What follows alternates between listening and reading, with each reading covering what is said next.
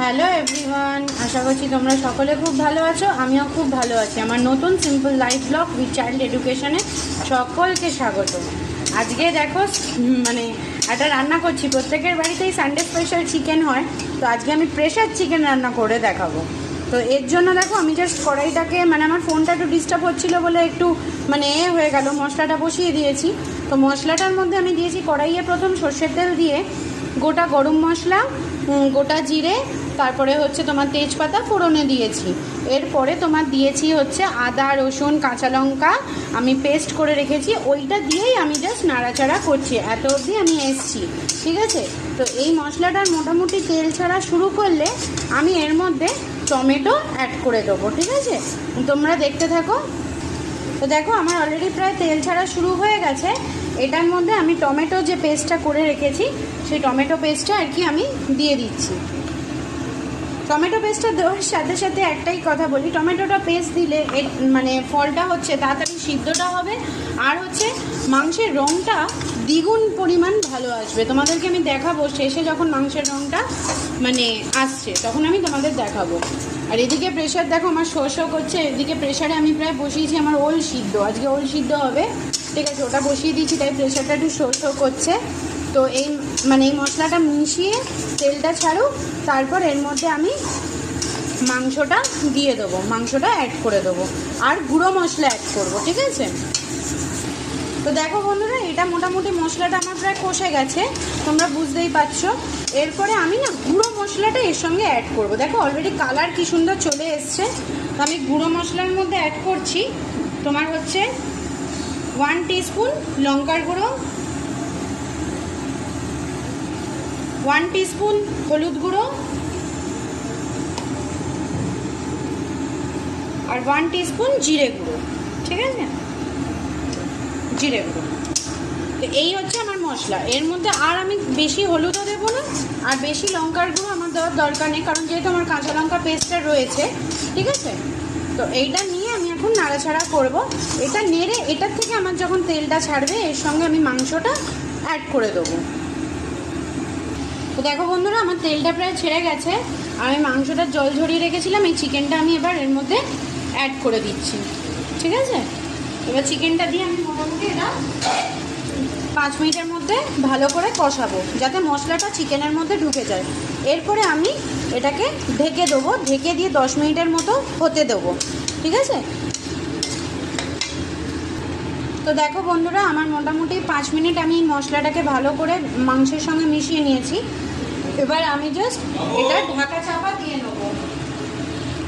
এটা আমি জাস্ট ঢাকা চাপা দিয়ে 10 মিনিট পরে তোমাদের সঙ্গে ফিরে আসছি।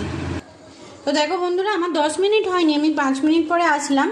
মাংসটা মোটামুটি হচ্ছে মিশছে। তো এটার মধ্যে আমি জাস্ট নুন অ্যাড করব। দেখো আমি পরিমাণ মতো প্রায় নুন দিচ্ছি, আমি যেহেতু একবারও নুন দিইনি, পরিমাণ মতো একটু নুন দিলাম। এবার তোমরা তোমাদের পরিমাণ মতো আর কি নুনটা দেবে। আমি নুনটা দিয়ে এটার সঙ্গে আর কি মিশিয়ে নেবো মাংসটার সাথে, ঠিক আছে।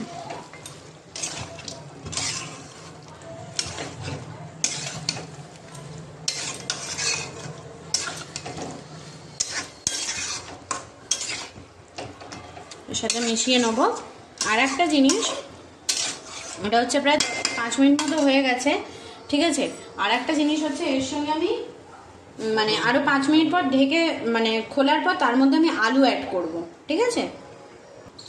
তো দেখো বন্ধুরা, মোটামুটি আমার প্রায় ধরো 10 মিনিট হয়ে গেছে। এবার আমি চাপাটা সরিয়ে নিলাম, নিয়ে দেখো অলরেডি তেল ছেড়ে দিয়েছে, আমার মশলার গন্ধটাও প্রায় অনেকটা চলে গেছে। এরপর আমি আলুগুলো দিয়ে দেবো, কেটে রাখা আলুগুলো এর সঙ্গে আমি অ্যাড করে দেবো। আলুগুলো আমি কিচ্ছু করিনি, যেহেতু এটা প্রেশারে যাবে, তো আমি আলুগুলো কিচ্ছু করিনি, জাস্ট আমি এর সঙ্গে মিশিয়ে নিচ্ছি,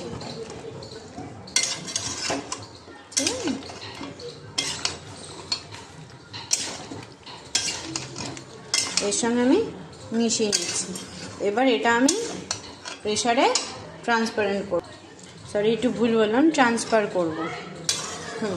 আর আমার ভিডিওতে যদি কোনো ভুল হয়ে থাকে তার জন্য সকলের কাছেই সরি চাইছি, কারণ যেহেতু আমি প্রথম আর কি ভিডিওটা করছি, একটু ভুল ভ্রান্তি হতেই পারে। তো সবাই মানে একটুখানি করো, সহ্য করো। তো দেখো বন্ধুরা, মোটামুটি আমার প্রায় এটা রেডি করে নিয়েছি, আমি প্রেসারে ঢেলে নিয়েছি, ঠিক আছে। আর প্রেসারে ঢালার পর জাস্ট আমি পরিমাণ মতো জল আর গরম মশলার গুঁড়োটা দিয়েছি। এবার জাস্ট আমি ঢাকাটা আটকে নেবো, তারপরে তোমাদের সঙ্গে ফিরে আসবো 2টো সিটির পর, ঠিক আছে। দেখো বন্ধুরা, এদিকে তো আমার প্রেশারটা অলরেডি প্রায় বসানো মানে রয়েছে, এখনো অবধি সিটি পড়েনি, ভেপারটা সব হচ্ছে। আর তার মধ্যে এদিকে আমি কড়াই বসিয়ে নিয়েছি, এর মধ্যে আমি কলমি শাক ভাজা করব। তার জন্য আমি কালো জিরে ফোড়ন, শুকনো লঙ্কা দিয়ে দিলাম, আর থেতো করে রাখা রসুনটাকে দিয়ে দিলাম, ঠিক আছে।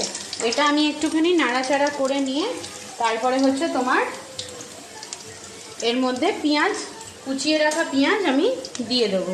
তো দেখো আমার রসুনটা প্রায় রসুনের গন্ধটা যাওয়ার জন্য প্রথম আর কি আমি রসুনটাকে দিলাম, এরপরে আমি পেঁয়াজটাকে দেব, ঠিক আছে। রসুনটা প্রায় হয়েই গেছে তেলের মধ্যে, এবার কুচিয়ে রাখা পেঁয়াজটা আমি দিয়ে দিচ্ছি। এবার এটা ভাজা ভাজা হলে মোটামুটি তারপরে আমি শাকটা দিয়ে দেবো, কুচিয়ে রাখা শাকটা দিয়ে দেবো, ঠিক আছে। দেখো এটা প্রায় ভাজা ভাজা হচ্ছে। আজকে আমাদের মেনুটা তো তোমরা জানতেই পারলে, ঠিক আছে। ওল সিদ্ধ হয়েছে, তারপর শাক ভাজা, আর ওদিকে মাংস হচ্ছে। তো খাওয়ার সময় তোমাদের সঙ্গে শেয়ার করব, ঠিক আছে, যখন আমি খেতে দেবো শেয়ার করব। এরপরে শাকটা আর কি বসিয়ে দিই, পেঁয়াজটা ভাজা হলে কুচনো শাকটা দেবো। দেখো বন্ধুরা, আমাদের লাঞ্চ মেনুতে আমি ফিরে এসেছি। এই যে শাক ভাজা যেটা করেছিলাম, এই শাক ভাজাটা, ওল সিদ্ধ, আর এই যে চিকেন রেসিপিটা যেটা শেয়ার করলাম সেটা, আর সাথে আমাদের রয়েছে রায়তা আর জল আর ভাত। তো আমার ছেলে খেয়ে বলবে এটা কেমন হয়েছে। শাক ভাজাটা দিয়ে ফার্স্ট একটু খেয়ে দেখো কেমন হয়েছে, অল্প করে।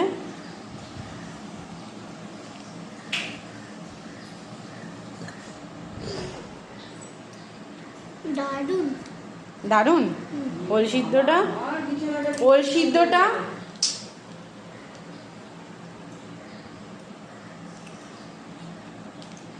ওল সিদ্ধটা খাও, খেয়ে দেখো, মুখে দাও, শুধু মুখে দাও, কেমন হয়েছে? দারুণ। এটাও দারুণ। আর চিকেনটা, চিকেন একটু ঝোল দিই, টেস্ট করে দেখো। তো দেখো বন্ধুরা, চিকেনের কালারটাও কত সুন্দর এসছে, তোমরা আশা করছি বুঝতে পারছো, খুব সুন্দর এসছে। দেখো খেয়ে বলছে দারুণ। দারুণ।